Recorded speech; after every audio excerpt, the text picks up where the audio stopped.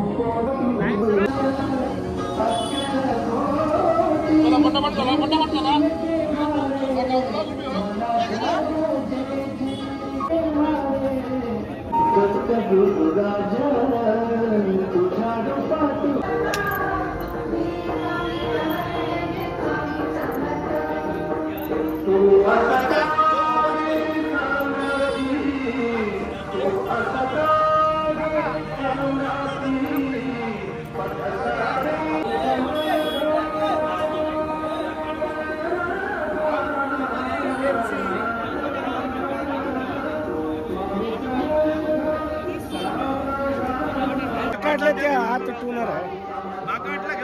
फक्त दर्शन घ्या.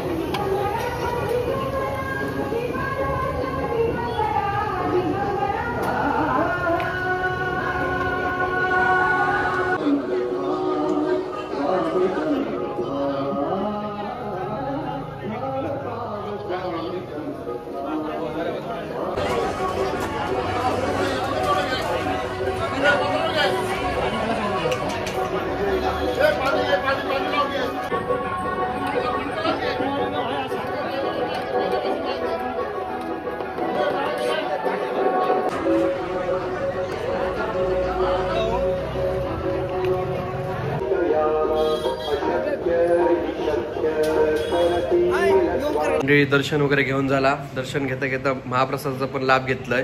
तरी 1001 माणसं जेवलीत आणि अजून जेवण करतो थोडंफार. तर बरा वाटलं दर्शन घेऊन. असेच व्हिडिओ बघत राहा. चला बाय बाय, टाटा.